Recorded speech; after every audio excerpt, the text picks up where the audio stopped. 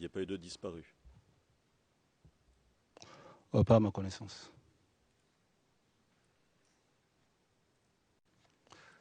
Parce que, tout simplement, à l'appel de nouvelles autorités, lorsque tous les éléments,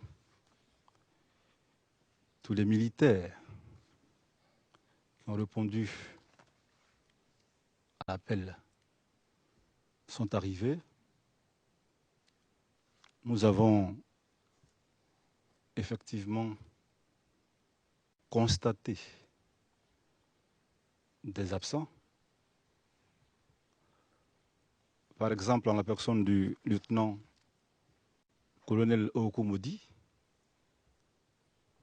qui n'était pas donc venu et qui a dit qu'il ne pouvait pas, lui, répondre à cet appel.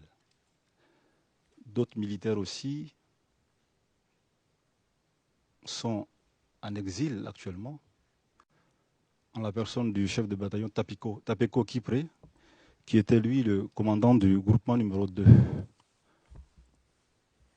Et donc, tous ceux qui étaient là, je n'ai pas eu écho de militaires morts,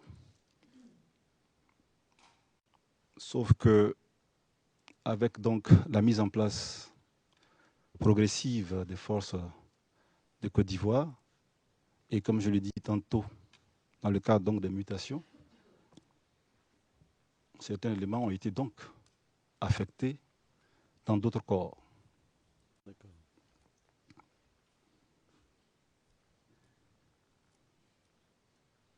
Ces éléments affectés dans d'autres corps, vous ne leur avez pas parlé, vous n'avez pas cherché à savoir ce qui s'était passé? Ça s'est passé dans le cadre normal d'une affectation, des mutations. Donc, Pardon, je crois qu'il y a un malentendu, je vous interromps parce que je vais reformuler pour que ce soit plus clair.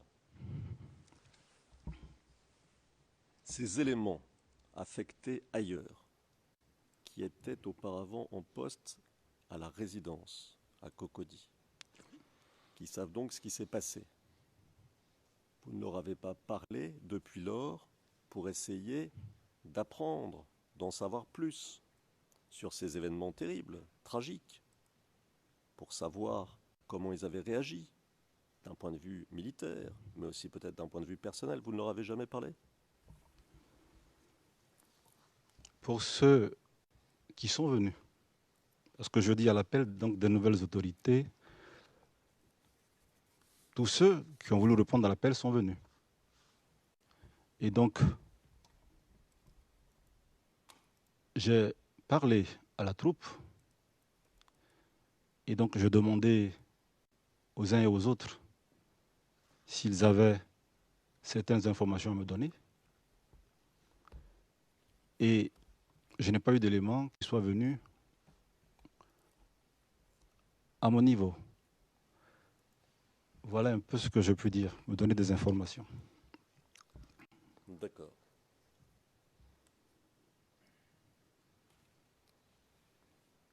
Alors, le matin du 5, si je vous comprends bien, le camp a été attaqué pendant la nuit, votre matériel est détruit, c'est ça?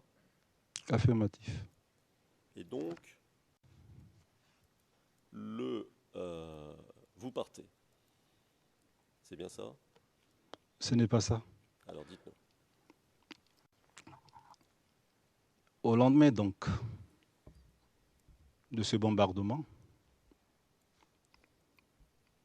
le capitaine Blé me demande est-ce que j'ai eu au téléphone le général Doboblé. Je lui ai dit oui. J'ai eu le général. Je lui ai fait le compte-rendu, le point de la situation de mon matériel, de mon personnel, et il m'a dit bien noté. Quelque temps après, le capitaine Blé revient vers moi et me demande d'appeler le général de Boblé. Je lui dis je l'ai appelé. Et il me dit non, appelle-le à nouveau. Donc, j'essaie de joindre le général qui, entre-temps, devait recevoir un général de l'ONUCI à son bureau. Je n'ai pas pu l'avoir. Et c'est comme ça que j'ai essayé de joindre le commandant Kipré, qui était donc son officier adjoint. Et le commandant Kipré m'a dit la chose suivante. Mon colonel, de la part du général, il dit que les combats sont terminés, que le président Laurent Gbagbo reconnaît la victoire du président Alassane et qu'à l'issue, il ferait une déclaration. Effectivement, s'agissant de cette déclaration, on a vu sur les bandes annonces que le président devait effectivement parler. Et donc, avec cette réponse que m'a donnée le commandant Kipré, j'ai été donc appelé encore par le capitaine Blé, qui lui déjà était à la base navale de Locodiro.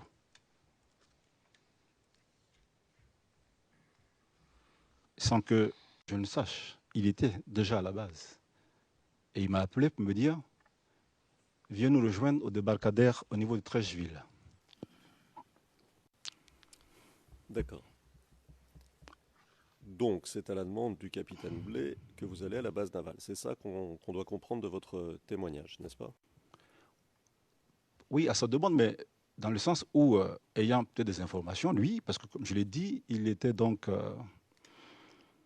en communication avec le général. C'est avec lui que le général a fait donc les combats au niveau de Trècheville, parce que j'avais dit tantôt qu'au niveau de la chaîne, j'avais été écarté. Donc, c'est lui qui avait l'information, qui m'a donné l'information et qui m'a dit « Bon, mon colonel, trouvez-nous à la base navale de Locodiro ». Et donc, une fois là-bas, j'ai donc trouvé les officiers, le lieutenant-colonel-major Kona Boniface, à Tombré, et Bamene, Charles. Vous nous avez déjà tout expliqué la dernière fois. Pardon, hein, je vous interromps, vous me pardonnez, mais tout ça, vous l'avez dit. Moi, ce qui m'intéresse, c'est un petit peu autre chose. D'accord. Vous nous dites, si j'ai bien compris, avoir tenté de joindre le général Blé. On est d'accord? Affirmatif. Bon. Vous ne lui avez pas parlé. D'après ce que vous dites, vous ne lui avez pas parlé, vous avez parlé à Kipré, c'est ça? C'est exact. D'accord. Alors pourquoi ne pas chercher à en savoir plus auprès de votre autorité plutôt que de suivre sans véritablement, manifestement savoir exactement de quoi il s'agissait, les uns et les autres? Vous nous avez dit parce que je savais qu'ils étaient en contact, etc. Oui, oui, oui, ça on a bien compris. Mais pourquoi vous ne cherchez pas à parler réellement? Vous n'insistez pas, vous ne persistez pas pour parler au général Blé qui est votre autorité. Pourquoi tout ça vous semble normal, si je puis... Pourquoi? C'est simple. Parce que au lendemain donc, de ce bombardement, la situation était confuse. Le capitaine Blé, après que Kipré m'ait donné cette information, que j'ai crue, me dit la nouvelle destination, c'est Locodiro. Et là, j'ai tenté de joindre le chef de corps au téléphone encore, je n'ai pas pu l'avoir. Et pour moi, après qu'on m'ait dit que les combats sont terminés, j'ai plutôt cherché à aller à Locodiro parce que le capitaine Blé m'avait dit qu'on se trouvait là-bas. Donc j'ai préféré partir et une fois là-bas, bon ben, il m'a rien dit de spécial. J'ai bien compris ça. Mais vous voyez, ma question est un peu différente. Vous nous dites que C'est Kipré qui vous a dit que les combats étaient terminés. De la part du général. Oui, mais enfin, c'est lui qui vous l'a dit, n'est-ce pas? C'est précis. Bon. C'est quand même une nouvelle extraordinaire, fondamentale. C'est le type de nouvelle que l'on doit vérifier, normalement. Surtout vous, un militaire. En plus, un militaire avec des responsabilités importantes. Est-ce que ce n'est pas votre devoir de vérifier ce type de nouvelles auprès de votre autorité? I object, Your Honor. This is becoming argument. Le procureur, objection, Monsieur le Président. Mon contradicteur est en train d'ergoter. C'est la troisième fois qu'il repose la question, qu'il reformule. Il reformule. Le témoin a déjà répondu à 2 reprises à cette question. Monsieur le Président. Le Président mettra le titre. Nous essayons d'avoir une réponse du témoin qui tourne autour du pot. Que voulez-vous que je vous dise? Et ça n'a rien d'argumentatif par ailleurs. On essaie d'avoir un fait et pour essayer de comprendre ce qui s'est passé et surtout pour essayer de comprendre ce qu'a pu faire le témoin à ce moment-là.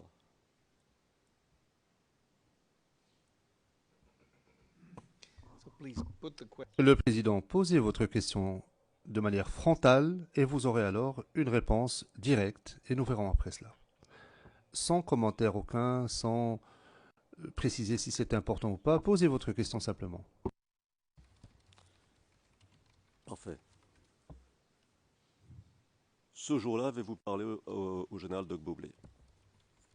Oui, je parlais au général de Boblé pour lui faire le compte rendu, le point de situation après le bombardement. Et j'appelle votre attention en vous disant que j'ai déjà répondu à cette question que vous me posez. Je vous remercie d'attirer mon attention. Vous a-t-il dit que les combats avaient cessé?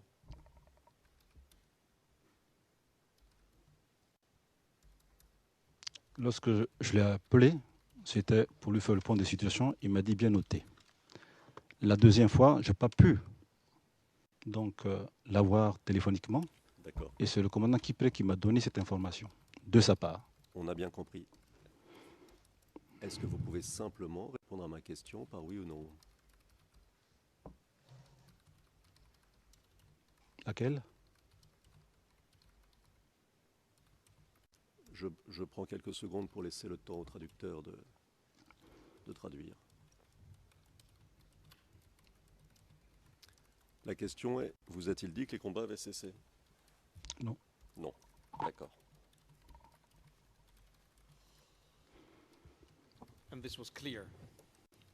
Le Président, et c'était clair, c'est ce qui ressortait clairement de la réponse. Je ne sais pas pourquoi vous revenez sur la même question, c'était absolument clair.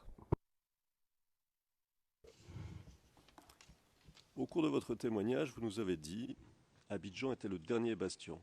Vous vous souvenez que vous avez employé ce terme? Vous vous en souvenez? Oui. Qu'est-ce que vous vouliez dire par là?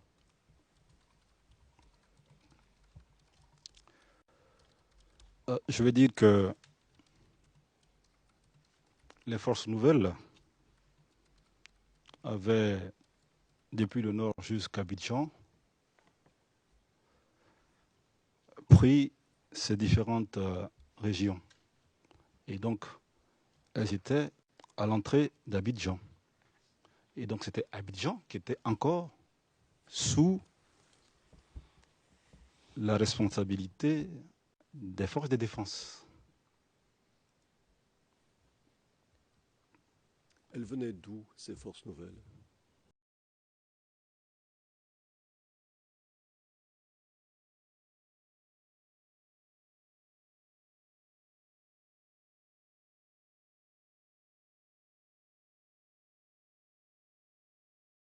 Il y a eu des combats du côté de Diokoué, oui.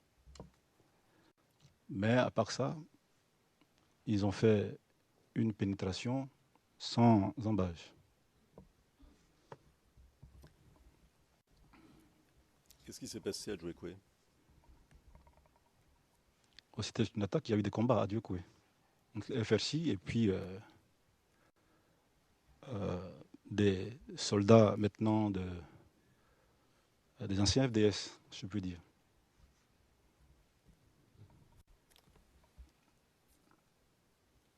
Pas de massacre de population civile? À ce niveau, je ne puis confirmer parce que les deux camps se rejetaient la balle. Donc je ne puis vous affirmer si ces massacres provenaient d'un camp X ou Y.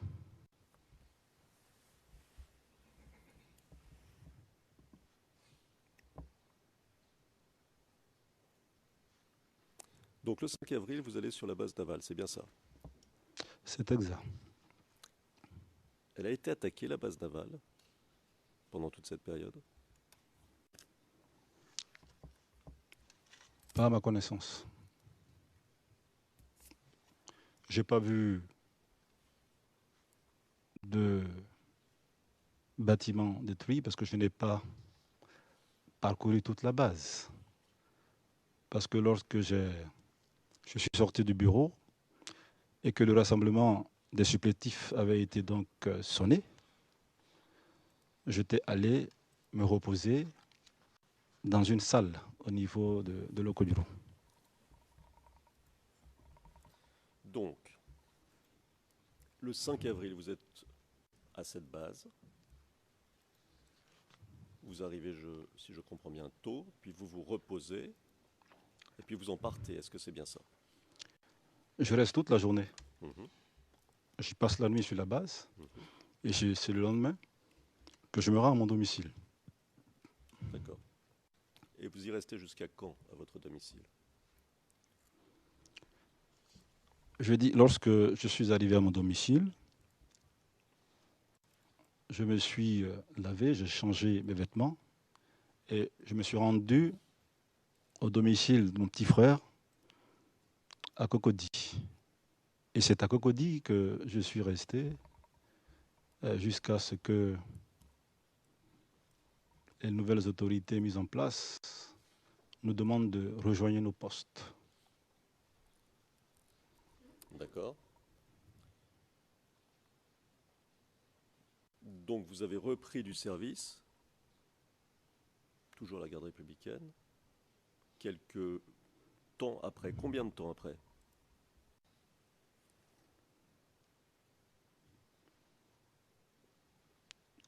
Une semaine après, je crois, l'arrestation du président Gbagbo.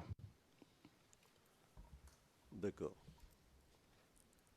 Cette arrestation ayant eu lieu le 11 avril, vous nous confirmez que vous étiez de nouveau responsable de la garde républicaine le 18 avril. C'est bien ça, à peu près? Je n'étais pas le responsable de la garde républicaine. J'étais le commandant du groupement numéro 1, parce que là, il y a l'arrêté qui me désignait en tant que tel. Et c'est donc en tant que commandant du groupement numéro 1, et l'officier le plus gradé, que j'ai donc essayé de remettre en roue tous les éléments pour commencer à travailler. D'accord. Mais vous confirmez que quoique commandant du groupement numéro 1, le 18 avril ou à peu près, vous faisiez office par intérim de commandant de la garde républicaine. Est-ce que c'est bien ça? D'office, oui, parce que, comme je l'ai dit, j'étais donc l'officier le plus ancien. Et pour étayer ce que vous dites, c'est que le commandant Kipré Yagba, qui avait répondu aussi à l'appel, quand il est venu, on s'est vu donc au plateau.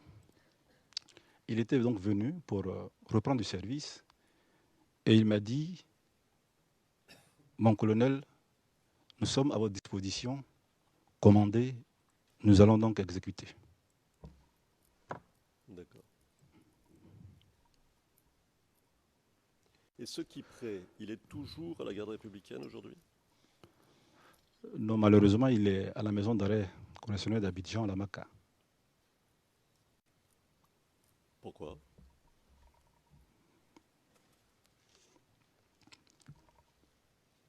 Je pense que la justice de mon pays peut vous dire exactement pourquoi. Mais en ce qui me concerne, ce que je peux vous dire, c'est que j'ai été donc appelé par un ressortissant d'un pays limitrophe de la Côte d'Ivoire, nigérien, parce que un de ses compatriotes avait été donc séquestré. Et donc, on l'avait pris à Yopougon et qu'on l'avait mis dans le coffre d'un véhicule et il a été donc envoyé à la garde républicaine. Donc, il m'a dit qu'il avait un de ses frères à la garde républicaine. Et je lui ai dit, par ma connaissance, à Trècheville, je n'ai personne. Et il m'a dit non, c'est précisément au plateau. Donc, j'appelle le commandant Kipré et qui confirme effectivement avoir en sa possession cet élément. Et je lui demande quelles sont les raisons pour que cette personne est aux mains de la garde républicaine. Il m'a dit on l'a pris pour vérification, pour contrôle de routine. Et qu'après ça, nous allons le libérer. Quelque temps après, le ressortissant étranger m'appelle pour me dire que son compatriote n'avait pas été libéré. J'appelle le commandant Kipré à nouveau et qui me retorque que ce n'était pas mes oignons. Qu'est-ce qu'est devenu ce monsieur? Je ne puis vous dire. Peut-être que d'autres éléments sont donc d'autres éléments ont du moins attesté, occasionné sa présence à la Maka. Voilà ce que je peux vous dire.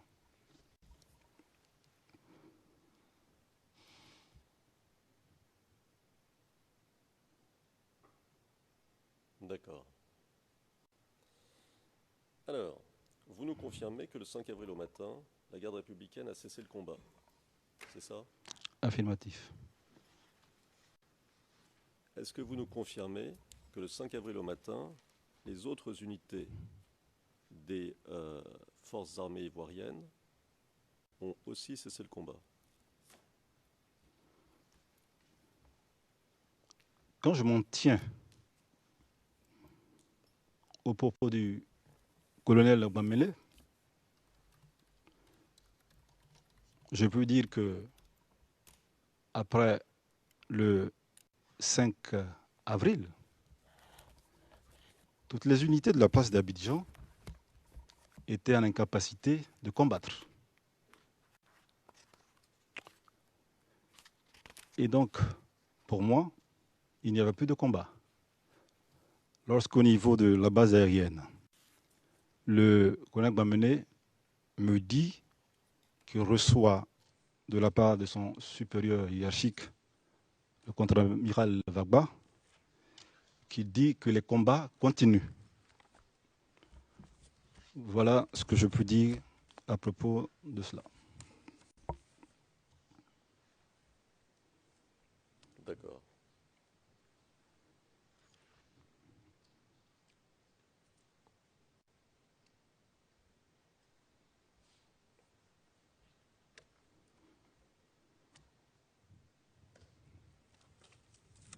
Monsieur le Président, il reste 2 minutes. Je crois que c'est le bon moment pour faire un break.